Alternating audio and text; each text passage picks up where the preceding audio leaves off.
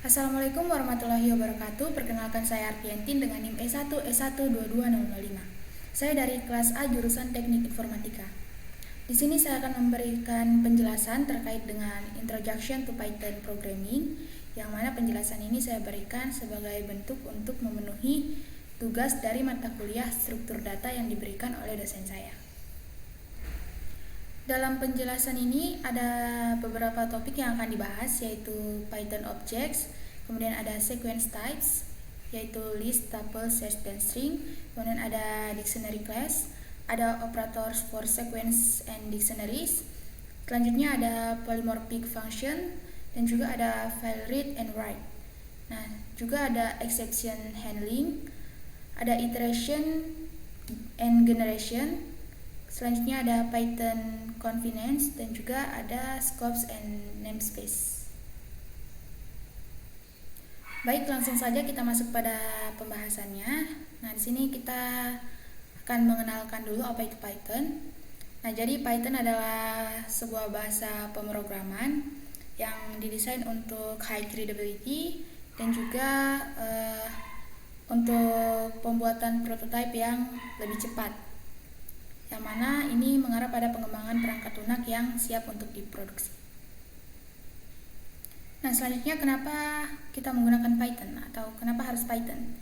Nah, jadi Python ini dapat bekerja di berbagai platform seperti Windows, Linux, dan juga Mac. Nah, selain itu juga dia memiliki sintaks yang sederhana atau simple. Nah, selanjutnya juga kita bisa menulis program dengan baris yang lebih sedikit dibandingkan dengan menggunakan bahasa pemrograman lainnya. Nah, juga pada Python ini kita bisa mengeksekusi kode lebih cepat setelah ditulis, atau kita bisa mengeksekusi kodenya dengan segera setelah ditulis.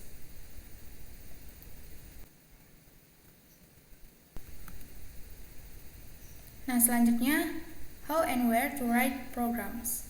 Jadi bagaimana dan di mana kita harus menulis programnya. Nah, kalau pada slide ini dia menggunakan Google Colab, namun untuk saya sendiri di sini saya akan memberikan contoh dengan menggunakan Visual Studio Code.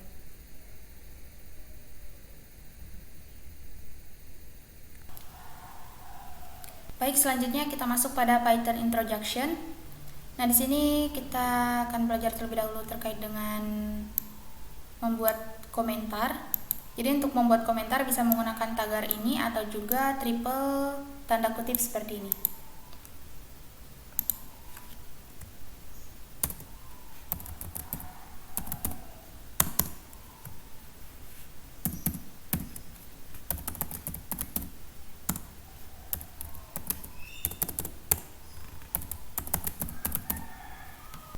Nah, jadi untuk penggunaan tagar tadi dia untuk komentar yang hanya satu baris.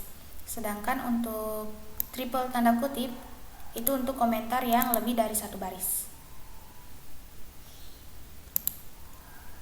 Nah, selain itu juga ada backslash untuk melanjutkan sebuah perintah dalam beberapa baris. Nah, baik, selanjutnya sekarang kita masuk pada identifiers.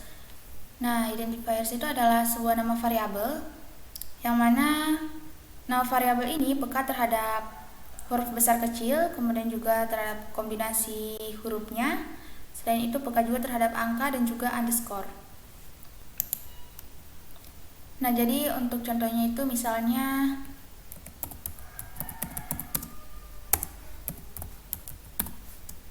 bilangan bulat sama dengan 1.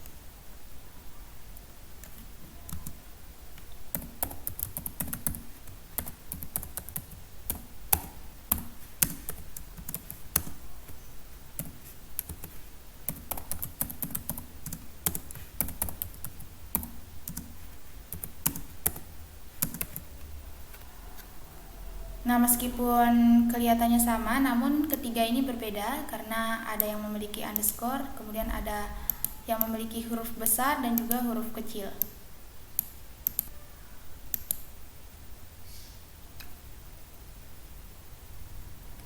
Nah, di dalam Python ini juga ada reserved word, yang mana reservoir ini tidak bisa lagi kita gunakan sebagai identifier atau sebagai variabel.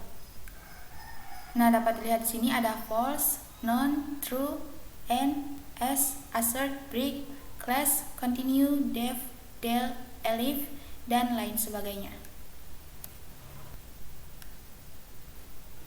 Baik, selanjutnya untuk creating and using objects. Nah, dapat kita lihat sini, kita bisa membuat new instance of a class. Kita bisa membuat kelas baru dengan cara seperti ini. Yang mana di sini kita bisa menentukan untuk variabelnya yang kita isi seperti ini. Nah, kemudian kita bisa memberikan alias, yang mana misalnya dari temperatur ini yang isinya 98,6, kemudian selanjutnya kita aliaskan menjadi original sama dengan temperatur. Maka ketika kita panggil original ini atau kita tampilkan, maka hasilnya dapat berupa nilai dari temperatur tadi yang ini. Nah, jadi contohnya seperti ini.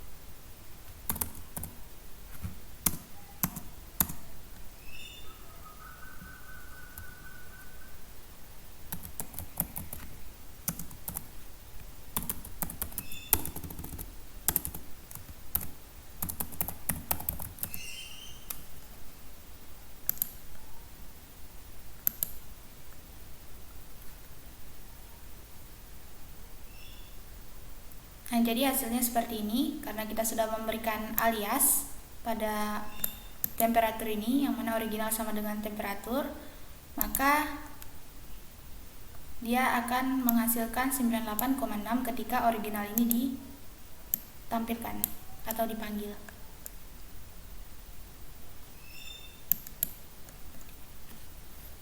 Nah, selanjutnya di sini ada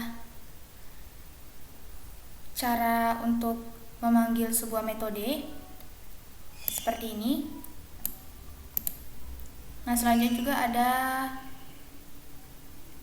kelas-kelas yang merupakan immutable atau tidak dapat diubah nilainya, yaitu ada boolean, kemudian ada integer, ada float, kemudian ada tuple, string, dan juga frozen set. Nah, baik, selanjutnya kita masuk pada types of methods atau jenis metode. Jadi di sini ada accessors dan juga ada mutator. Nah, jadi accessors ini dia dapat mengembalikan informasi dari nilai pada atribut suatu objek, tapi tidak mengubah nilai dari atribut suatu objek tersebut. Nah, untuk mutator sini dia akan mengubah atau dia akan mengupdate nilai dari suatu atribut pada suatu objek. Nah, jadi untuk contohnya seperti ini. Nah, untuk contohnya ini dapat kita lihat di sini ada 3 fungsi pada kelas student, yang mana di sini dapat kita lihat untuk accessorsnya itu adalah fungsi get atribut dari line 7 sampai 9, dan kemudian untuk mutatornya itu adalah fungsi set atribut dari line 10 sampai line 13. Nah, selanjutnya di sini kita lihat pada sequence type classes. Nah, sini ada list class, kemudian ada tuple class, string class, dan juga set or frozen set class. Nah, yang pertama itu ada di list class. Nah, jadi seperti ini untuk sebuah list.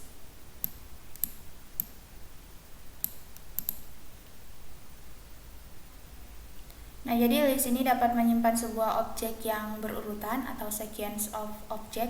Kemudian juga list ini adalah struktur referensial karena secara teknis itu dia menyimpan serangkaian referensi ke elemen-elemen lainnya.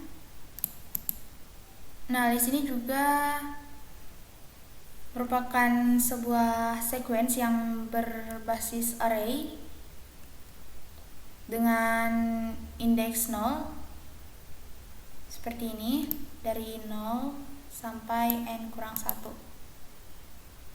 Nah, selanjutnya pada Python itu menggunakan tanda kurung siku seperti ini untuk list. Nah, dan untuk konstruktornya itu adalah ini, list dengan kurung biasa. Dan list ini adalah sebuah sequence yang mutable atau yang nilainya dapat berubah. Baik, untuk contohnya itu seperti ini.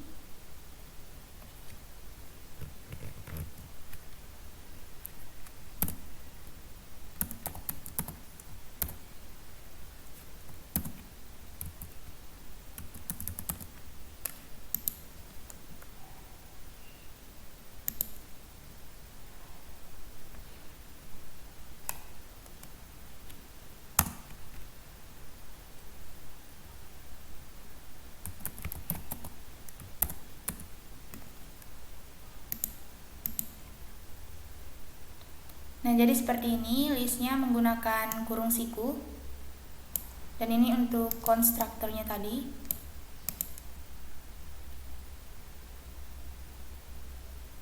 Selanjutnya juga kita bisa membuat sebuah list dengan cara lainnya.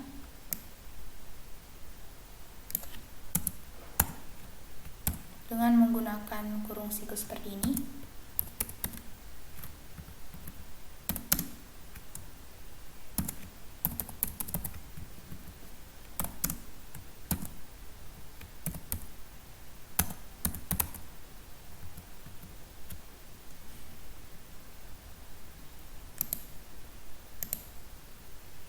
Nah, maka akan tampil seperti ini. Nah, ini merupakan contoh dari list.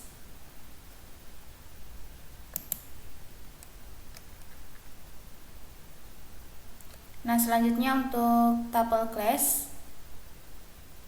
Nah, untuk contohnya seperti ini.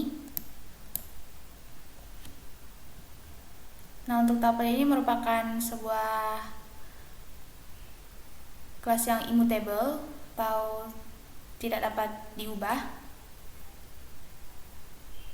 Dan selanjutnya juga untuk tuple ini dia menggunakan kurung biasa.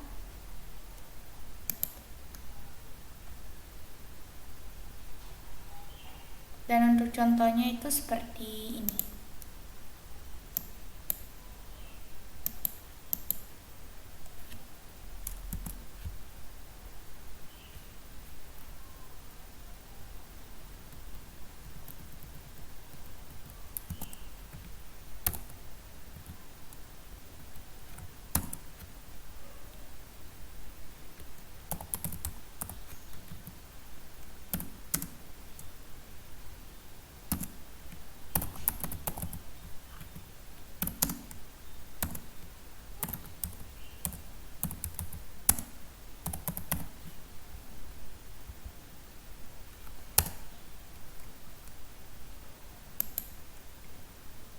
Nah, jadi seperti ini merupakan contoh tuple.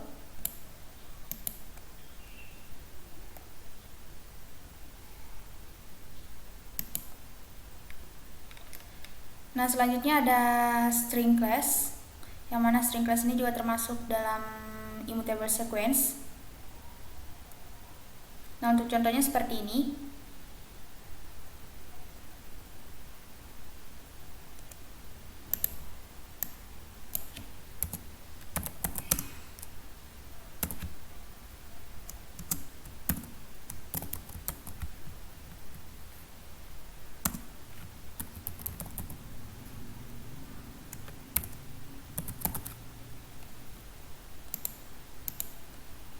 Nah, jadi untuk string class seperti ini. Nah, untuk string dengan tanda kutip di dalamnya seperti don't worry ini, kita bisa menggunakan backslash agar perintahnya tetap dilanjutkan.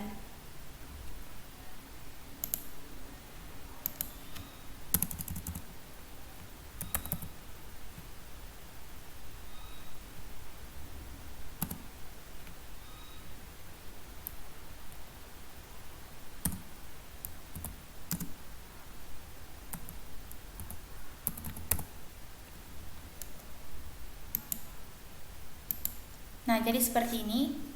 Karena tanda kutip dalam string itu biasanya menandakan untuk penulisan nilainya. Jadi kita bisa menggunakan backslash agar stringnya tetap dapat ditampilkan seperti ini.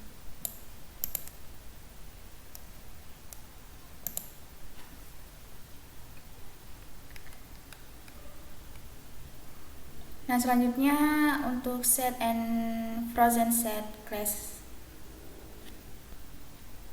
Nah, untuk contohnya itu seperti ini.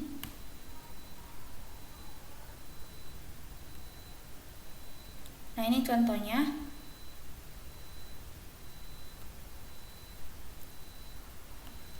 Jadi pada set class itu dia mewakili seperti pengertian matematika tentang himpunan. Nah, jadi pada set itu dia berupa sebuah himpunan yang mana itu merupakan kumpulan elemen dengan tanpa adanya duplikat dan juga tanpa urutan yang melekat pada elemen tersebut. Nah, untuk menuliskan sebuah set atau frozen set ini kita bisa menggunakan kurung Kurowa seperti ini.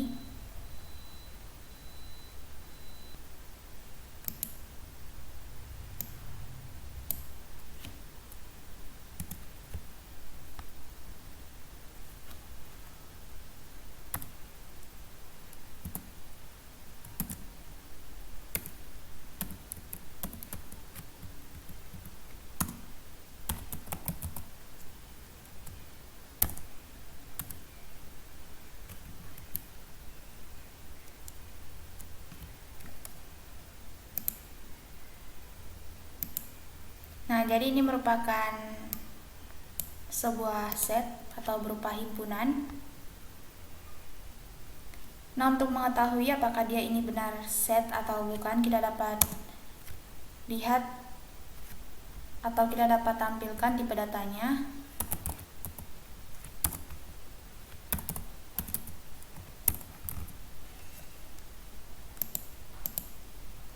Nah, dapat kita lihat di sini kelasnya adalah set.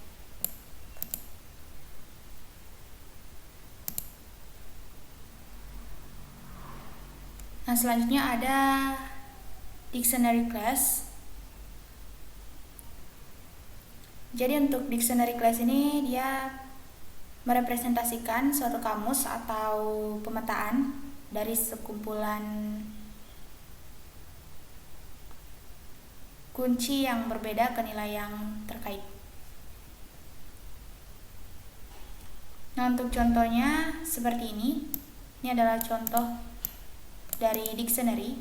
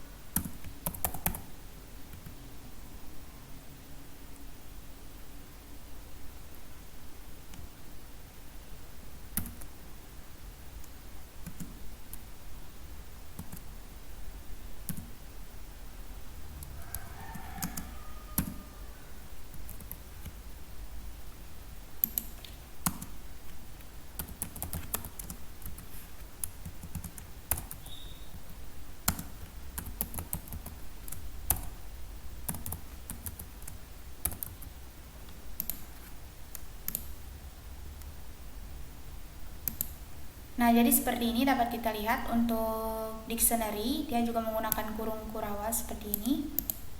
Nah, hasilnya seperti ini. Nah, untuk kelasnya dapat kita lihat di sini bahwa ini merupakan dictionary. Dia merupakan kelas dictionary.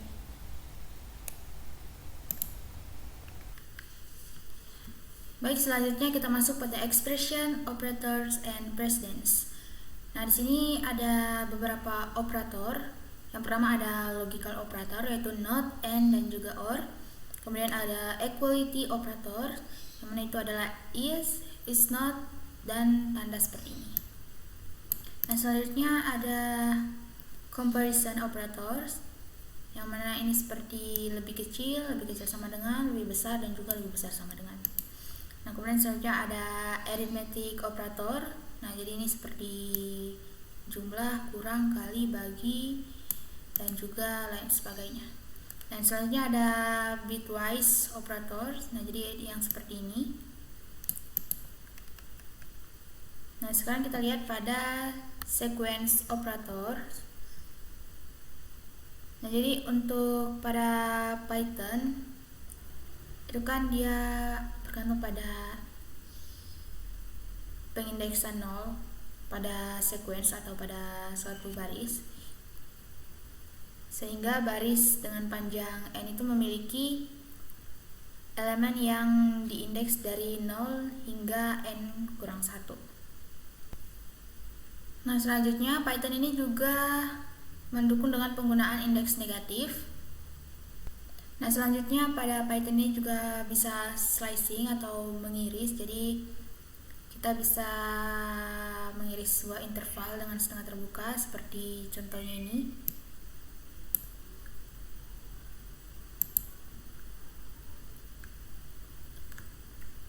Nah, di sini untuk contoh dari operator tadi.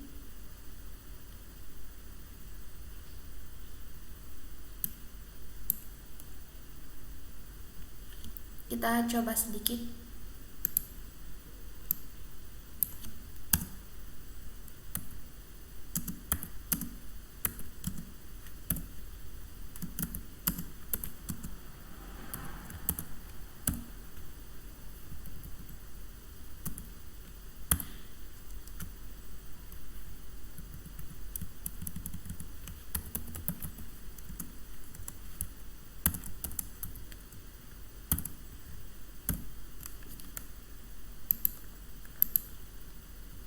Nah, jadi seperti ini. Misalnya di sini kita punya nilai A yang mana A sama dengan 1 dan juga nilai B sama dengan 2. Kemudian ketika kita tampilkan dengan operator tambah ini, maka hasilnya menjadi 3 karena A ditambah B yaitu 1 ditambah 2 sama dengan 3. Nah, selanjutnya ada juga untuk operator lainnya seperti ini. Nah, ini selanjutnya operator for sets. Nah, dapat kita lihat di sini untuk operatornya ada in, not in, dan lain sebagainya. Nah, selanjutnya ini untuk operator for dictionary. Jadi seperti ini. Nah, selanjutnya untuk extended assignment operator seperti ini.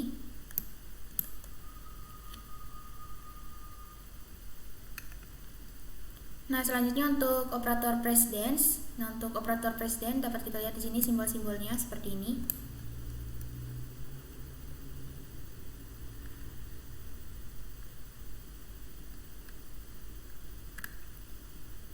Nah, selanjutnya kita masuk pada control flow, if, while, for, break, and continue. Nah, di sini untuk if itu dia untuk pengkondisian. Nah, jadi seperti ini.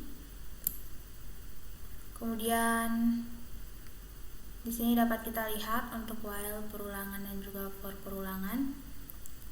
Nah, di sini kita lihat yang mana break itu atau statement break itu untuk mengakhiri sebuah perulangan while atau for yang paling cepat ditutup. Nah, selanjutnya untuk continue, pernyataan continue itu untuk membuat iterasi pada perulangan saat ini itu berhenti, tapi dia lanjut pada perulangan berikutnya.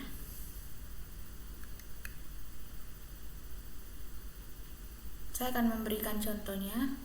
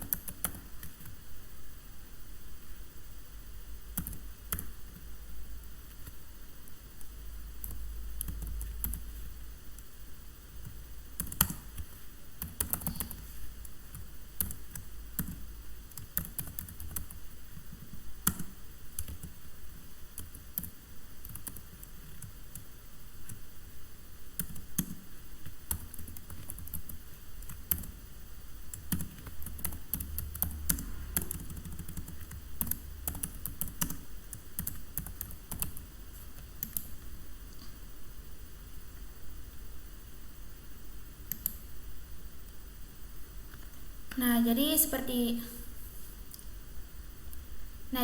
ini contoh dari if else tadi, yang mana di sini kita punya nilai 75 dan di sini ada pengkondisiannya. Jika nilai lebih besar sama dengan 70 maka akan lulus.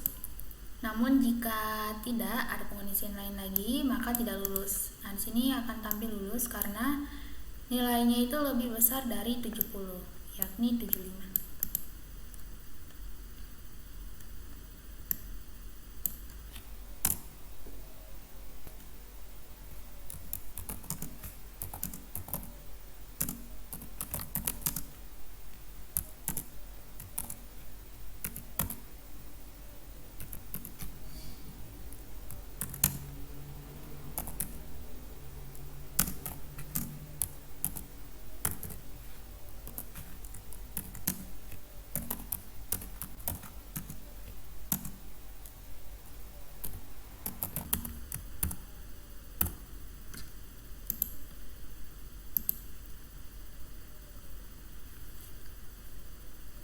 Nah, baik, selanjutnya untuk contoh perulangan dengan break tadi.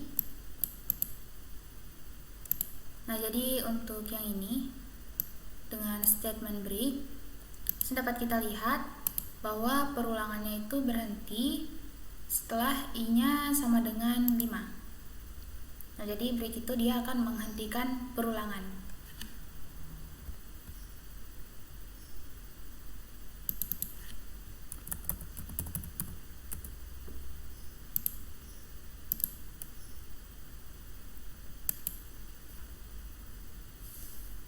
Nah, selanjutnya untuk yang continue tadi, di sini continue yang mana dia akan menghentikan perulangan saat ini namun akan lanjut ke perulangan berikutnya. Nah, di sini dapat kita lihat saat i-nya sama dengan 5 maka kita akan lanjutkan perulangannya. Jadi yang 5 ini tidak akan ditampilkan. Sehingga nanti ketika kita tampilkan i-nya itu dia akan seperti ini. Setelah 4 itu langsung 6 karena di sini pada i sama dengan 5 kita akan langsung melanjutkan perulangannya.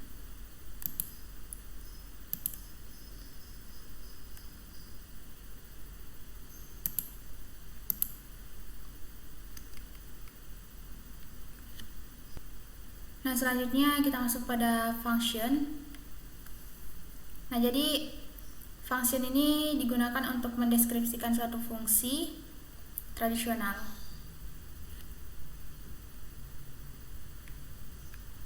Nah, jadi seperti ini.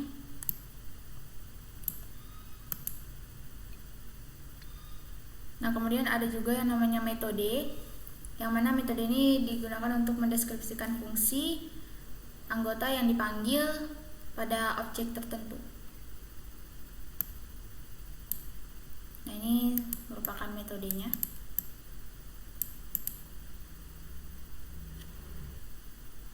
Nah, selanjutnya di sini ada formal parameters, yang mana ini merupakan identifier yang digunakan untuk mendeskripsikan atau menggambarkan sebuah expected parameters. Nah, selanjutnya ada actual parameters, yang mana ini merupakan objek yang dikirim oleh pemanggil saat memanggil sebuah fungsi. Nah, kemudian selanjutnya juga ada polymorphic function.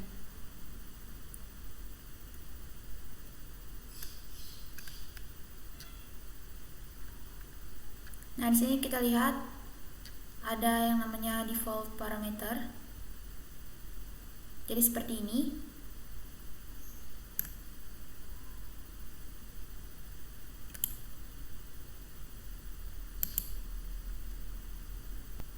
Baik, saya akan memberikan contoh untuk default parameternya.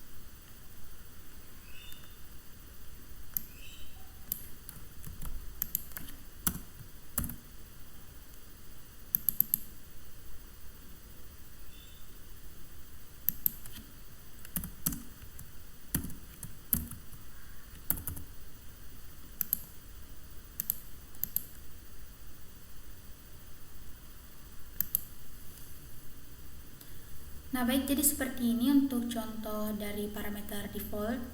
Nah, di sini kita lihat ada fungsi greeting dengan parameter nama dan pesan, yang mana pesan ini diberikan nilai default yaitu halo. Dan di sini kita akan menampilkan pesan dan juga nama. Nah, di sini kita menuliskan hanya untuk parameter namanya saja. Dan ketika ditampilkan, dia akan tampil halo Jeno, yang mana halo ini merupakan nilai default dari pesan tadi. Dan ketika kita menuliskan lagi untuk pesan dan namanya seperti ini, maka nilai default tadi tidak akan ditampilkan, namun berganti menjadi hi pada pesannya, seperti ini.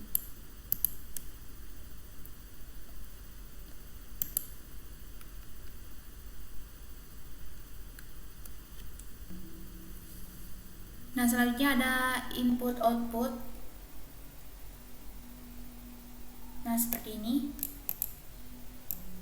Input from keyboard, kita menggunakan input seperti ini. Dan untuk outputnya, output to console, dia kita menggunakan print. Baik, saya akan menuliskan contohnya.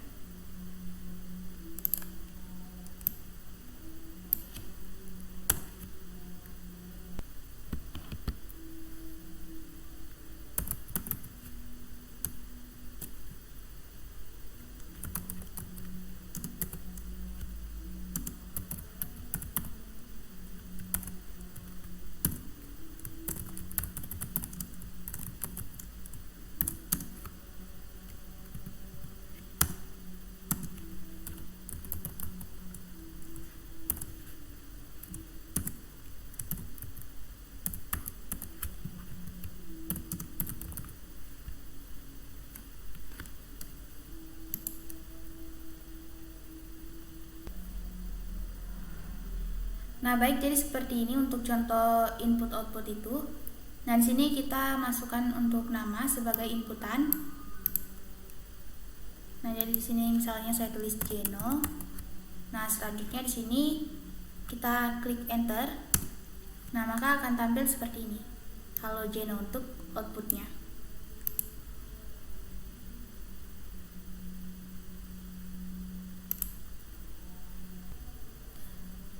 Nah, selanjutnya di sini ada file handling. Nah, yang file ini merupakan lokasi bernama pada disk yang bisa digunakan untuk menyimpan data secara permanen. Nah, untuk operasi yang bisa digunakan itu ada open a file, kemudian read a file, write a file, dan juga close a file. Nah, contohnya seperti ini.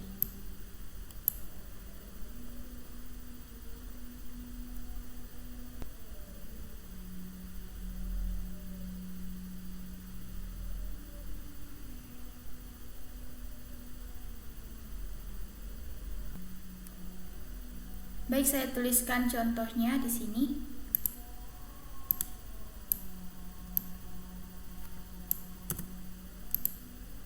Pertama-tama saya akan buat dulu untuk file txt.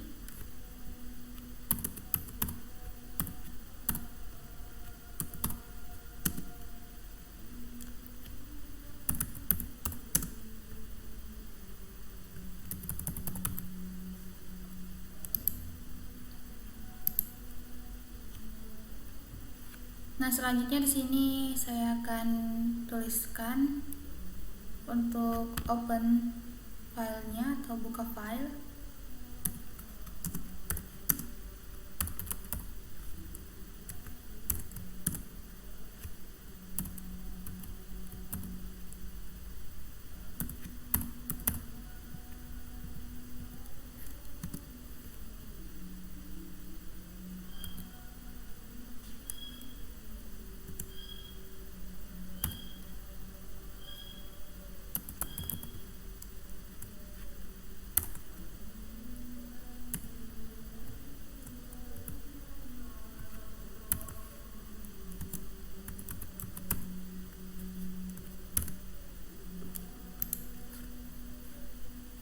Nah, seperti ini. Jadi setelah saya buka filenya, maka saya akan baca dengan menggunakan read ini. Nah, jadi seperti ini dapat kita lihat. Tadi di file saya isinya tulisan halo dunia. Nah, kemudian di sini saya buka dulu filenya dari file test.txt itu tadi. Dan kemudian sini saya baca filenya.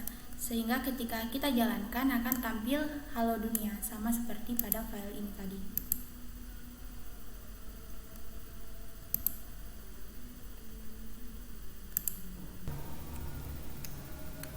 Nah, baik, selanjutnya di sini ada beberapa common boolean function.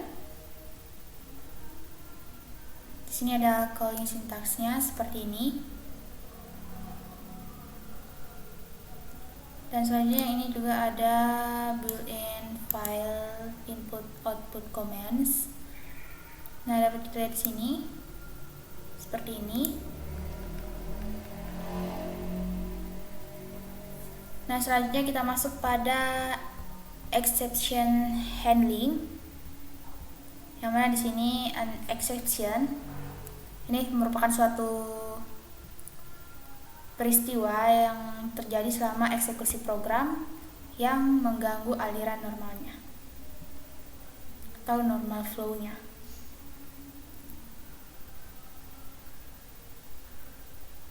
Nah, untuk exception handling ini merupakan proses untuk penanganan error dan juga kesalahan runtime dengan baik.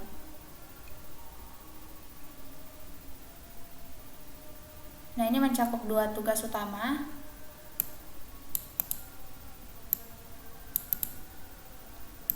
Yang ini yaitu throw suitable exceptions dan juga execute suitable function by catching this exception.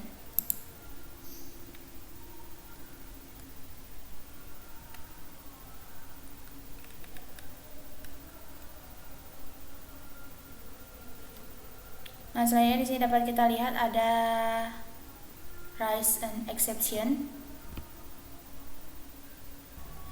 Selanjutnya saya akan berikan contohnya.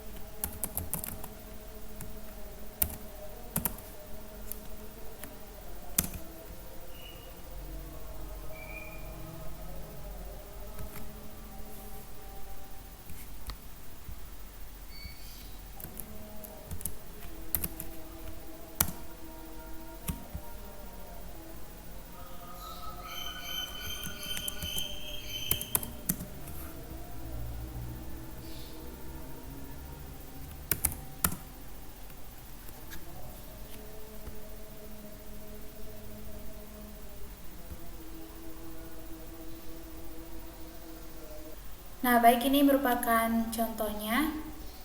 Nah, jadi di sini kita mempunyai fungsi validate age, yang mana ini untuk memvalidasi usia yang kita masukkan. Nah, jadi di sini usia yang dimasukkan. Nah, kemudian jika tidak valid, maka fungsi raise ini akan memunculkan value errornya, yaitu umur tidak boleh negatif, atau juga dengan yang ini Anda harus berusia minimal 18 tahun. Nah, ketika misalnya usianya valid, maka akan tampil pesan usia valid seperti ini. Dan pada blok accept ini kita akan menangkap dan juga mencetak pesan error yang dihasilkan.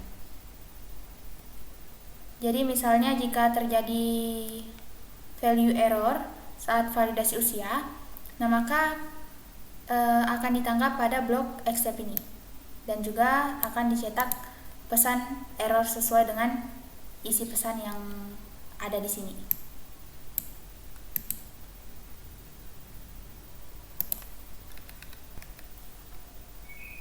Nah, di sini dia try accept block, yang mana kode yang mencurigakan itu akan dapat dimasukkan ke dalam blok try dan menggunakan blok accept untuk menangani setiap jenis kesalahan yang berpotensi muncul dalam kode. Nah, seperti ini. Dan ini tadi saya sudah jelaskan untuk contoh sederhananya seperti ini. Nah, untuk ini raise an exception dan catch an exception ini sudah hampir sama dengan contoh sederhana yang saya jelaskan tadi ini di sini.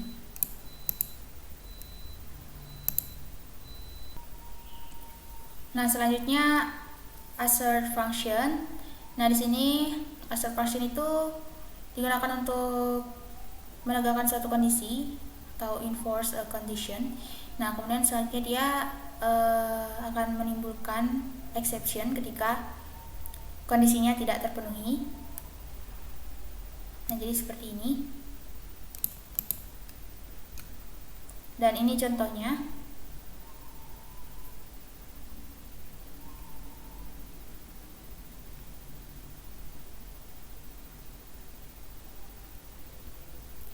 Nah, jadi jika assertion error, maka Python ini akan menggunakan argumen untuk assertion error exception-nya. Nah, ini dapat kita lihat contohnya di sini. Baik, saya akan memberikan contohnya.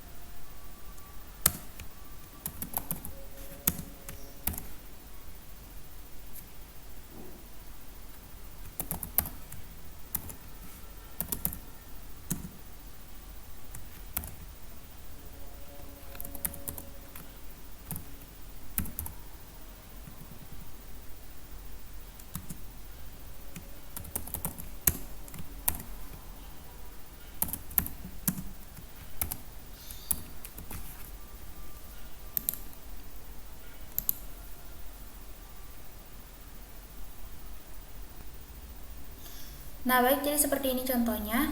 Nah, di sini dapat kita lihat untuk assertion errornya kita tentukan tadi, yaitu colder than absolute zero. Nah, di sini kita lihat bahwa yang dapat ditampilkan hasilnya itu hanya yang ini dan juga yang ini. Namun untuk line ketujuh ini dia tidak dapat ditampilkan hasilnya, sehingga membuat error dan akan tampil assertion error sesuai dengan pernyataan ini, yaitu colder than absolute zero.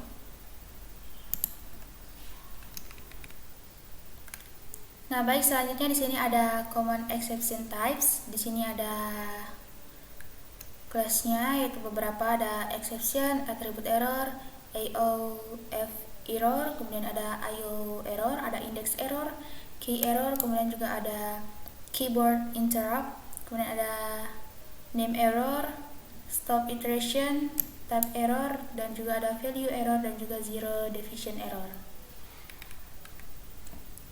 Nah, selanjutnya ada iterators and generators. Nah, di sini ada iterator itu adalah objek yang mengelola iterasi melalui serangkaian nilai. Nah, di sini jika I adalah iterator, maka di sini setiap panggilan ke fungsi bawaan atau built-in function itu akan menghasilkan elemen berikutnya dari rangkaian yang mendasarinya. Jadi seperti ini. Nah, kemudian juga ada stop iteration. Nah, ini dimunculkan untuk menunjukkan bahwa tidak ada elemen lebih lanjut. Kemudian ada iterable, yang mana ini adalah objek yang menghasilkan iterator melalui sintaks seperti ini.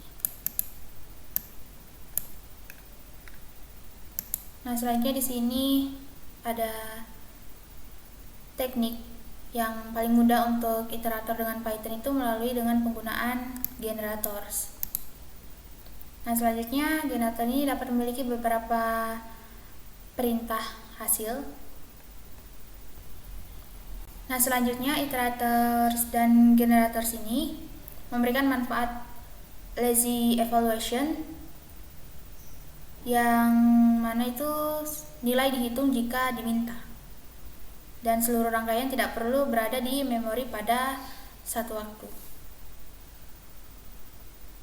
Nah, ini untuk contohnya, contoh generator tadi. Saya akan menuliskan contohnya juga.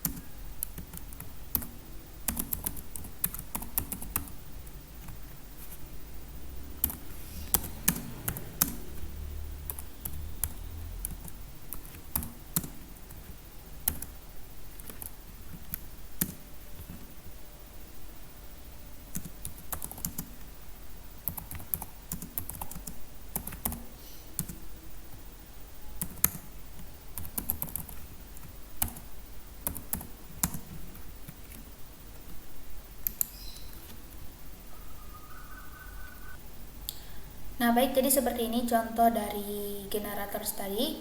Nah, ini merupakan contoh sederhananya saja. Di sini kita punya fungsi square number, yang mana ini merupakan generator yang menghasilkan kuadrat dari angka-angka dalam rentang 0 hingga n. Nah, dengan menggunakan kata kunci YEL ini, maka generator ini akan mengembalikan nilai satu persatu tanpa perlu menyimpan seluruh daftar kuadrat dalam memori.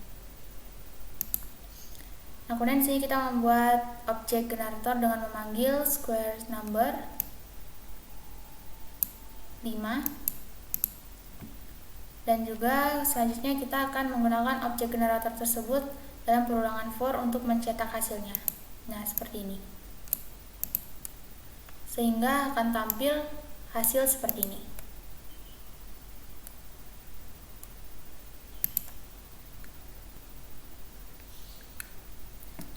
Nah, baik, selanjutnya di sini pembahasan mengenai additional Python convenience.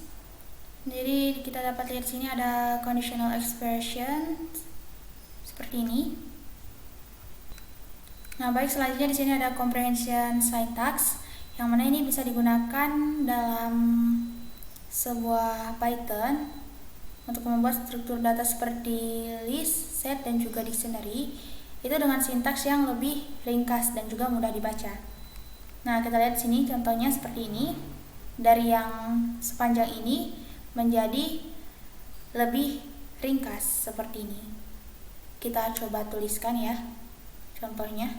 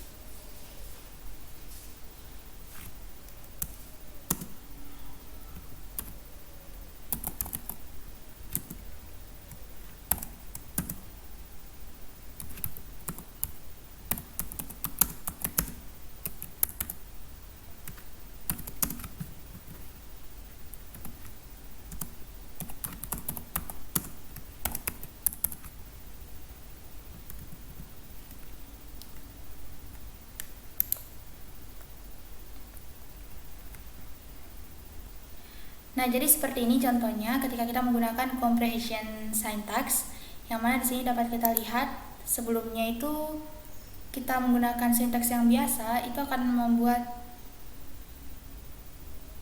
program atau codingannya itu lebih panjang, bisa sampai 8 baris seperti ini.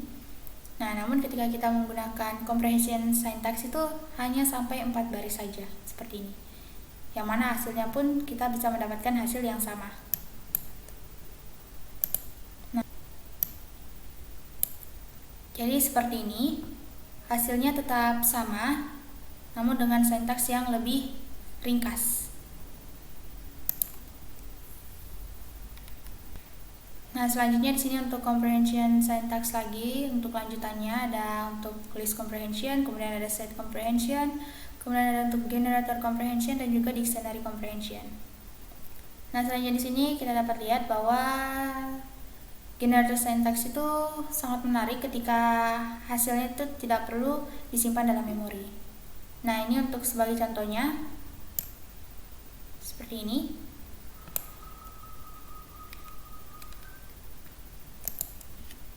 Nah, selanjutnya juga ada packing and unpacking sequence.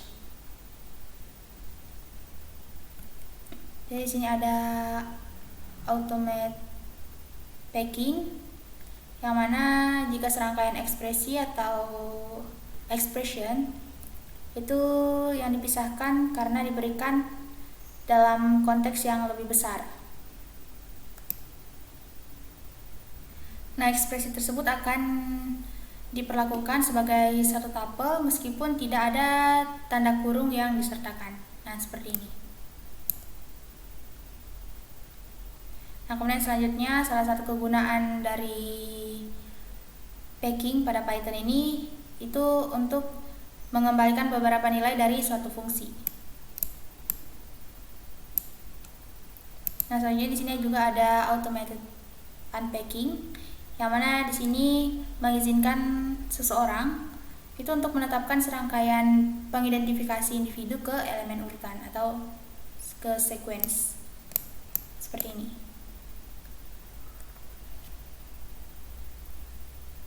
Nah, teknik ini juga bisa digunakan untuk membongkar tuple yang dikembalikan oleh suatu fungsi.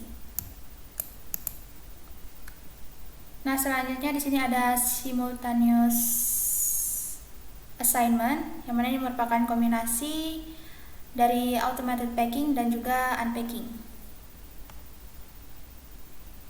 Nah, jadi ini contohnya seperti ini. Ini untuk contoh satunya, dan contoh duanya seperti ini.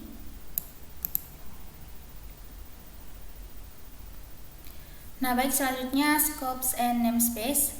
Nah, jadi proses menentukan suatu nilai yang terkait dengan pengidentifikasi atau identifier itu dikenal dengan name resolution. Nah, setiap kali identifier ini ditetapkan ke suatu nilai, maka definisi tersebut dibuat dengan spesifik scope. Nah, selanjutnya untuk penugasan tingkat atas biasanya itu dilakukan dalam apa yang disebut dengan global scope. Penugasan yang dibuat itu dalam isi fungsi itu biasanya memiliki cakupan lokal pada pemanggilan fungsi tersebut. Nah, setiap cakupan yang berbeda pada Python itu direpresentasikan menggunakan abstraksi, nah, yang dikenal sebagai namespace. Nah, selanjutnya untuk first class object itu adalah contoh tipe yang diterapkan ke identifier, kemudian diteruskan sebagai parameter atau dikembalikan oleh suatu fungsi. Nah, pada Python, fungsi dan kelas itu juga diperlakukan sebagai objek kelas 1 atau first class object.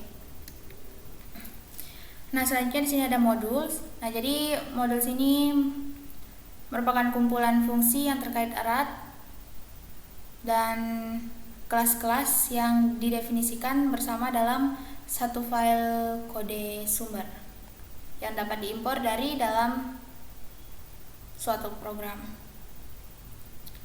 Nah, di luar dari built-in definition atau definisi bawaan itu, distribusi Python standar mungkin mencakup puluhan ribu nilai fungsi dan juga kelas lain yang diatur dalam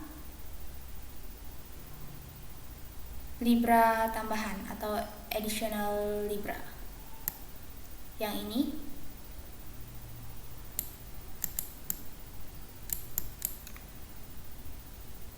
Nah, selanjutnya untuk modul baru itu dapat dibuat dengan memasukkan definisi yang relevan ke dalam file name dengan akhiran .py.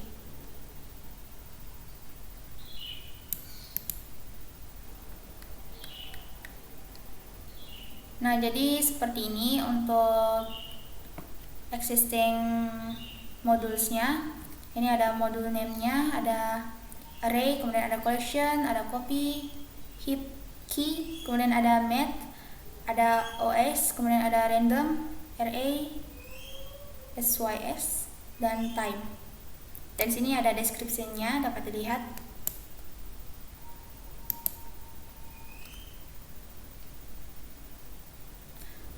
Baik, sekian penjelasan terkait dengan introduction to Python programming dari saya.